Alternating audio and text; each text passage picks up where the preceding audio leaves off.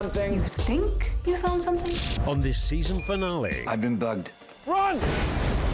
Their biggest case yet If you got any evidence unlawfully, you will be prosecuted. could be their last. You two have to be very careful. Wednesday, Instinct, the season finale at 10:40 on Pearl.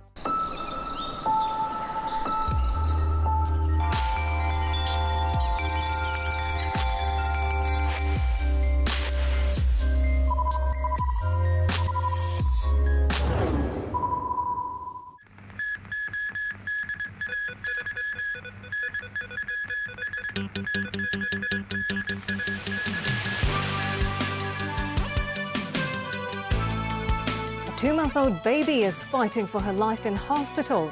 Did human error worsen her condition? University students take back democracy wall. And a preview of CE's policy address.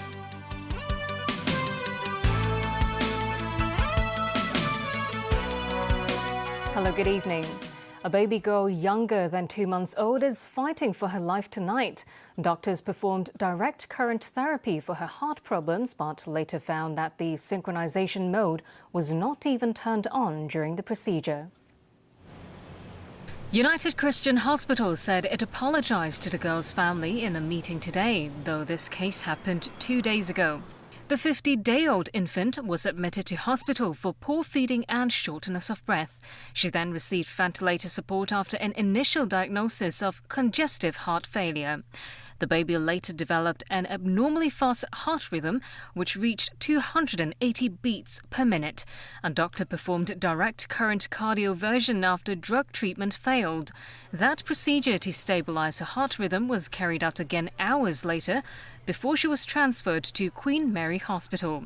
When doctors there reviewed her electrocardiography and defibrillation resuscitation records, they found the synchronization mode was not turned on during direct current cardioversion. Defibrillation procedures, though, were fine.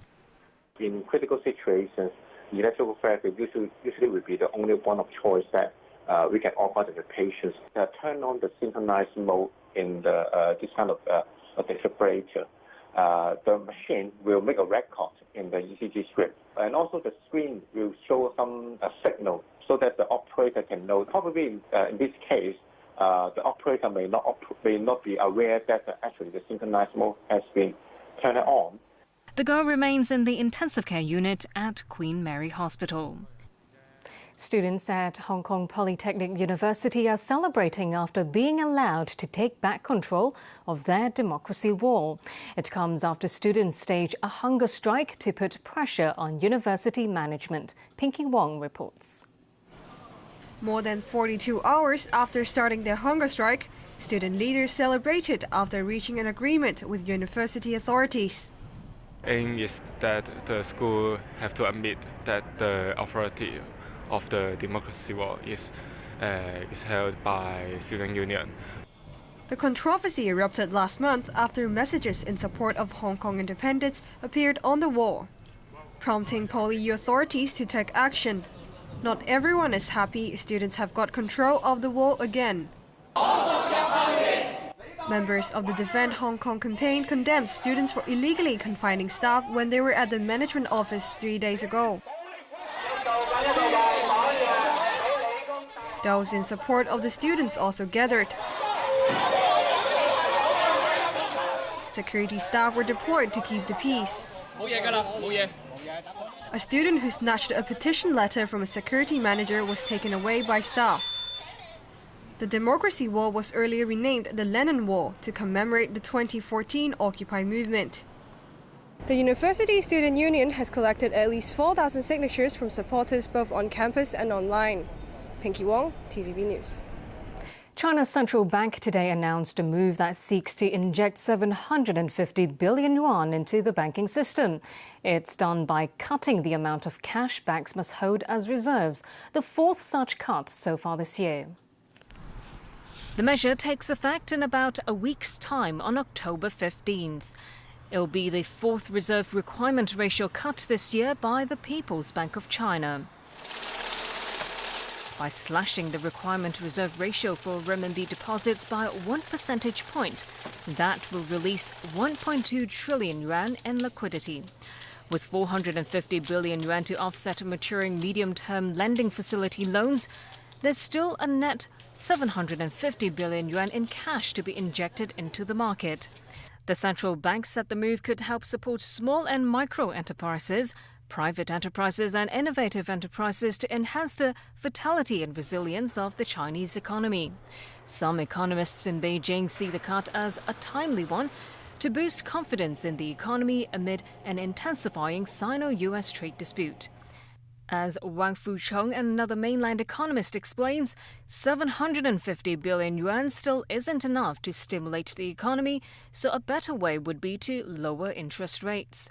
China's central bank has stressed it would continue to take necessary measures to stabilize market expectations while maintaining a prudent and neutral monetary policy.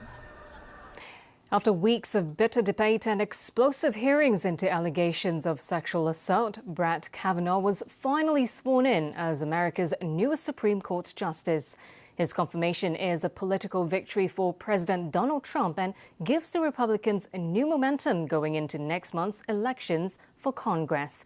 Tony Sabine reports. On this vote, the ayes are 50, the nays are 48. The nomination of Brett M. Kavanaugh of Maryland to be an Associate Justice of the Supreme Court of the United States is confirmed. And with that, one of the most polarizing picks for America's highest court was approved by the U.S. Senate. Later, Kavanaugh was sworn in as America's newest Supreme Court justice, cementing the court's conservative base for years, perhaps decades to come. It was a triumph not only for Kavanaugh, who came under intense scrutiny over allegations he raped Christine Blasey Ford in his teens, but also for Donald Trump and the Republicans. With Kavanaugh's confirmation, the US president can now boast he had 2 conservative Supreme Court justices confirmed under his watch. He's an outstanding man, an outstanding person.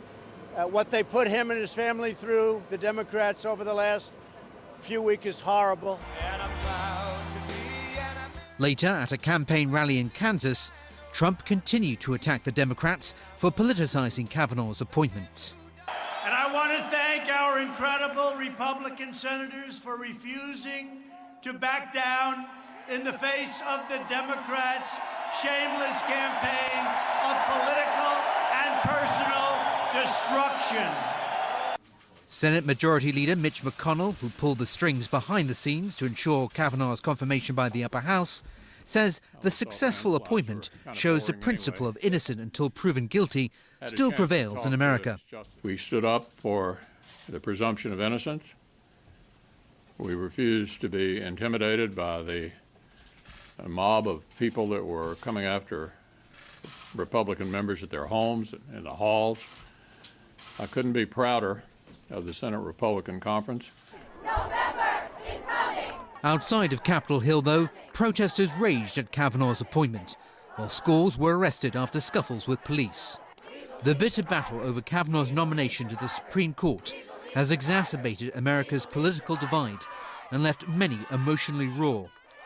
With divisive cases on abortion rights, immigration, transgender rights and business regulation headed for the court, Kavanaugh will likely give Conservatives the upper hand. And all this has raised the stakes considerably in the run-up to November's congressional elections. Tony Sabine, TVB News. U.S. Secretary of State Mike Pompeo has wrapped up his 4th trip to North Korea after meeting with Kim Jong-un. Pompeo held 2 hours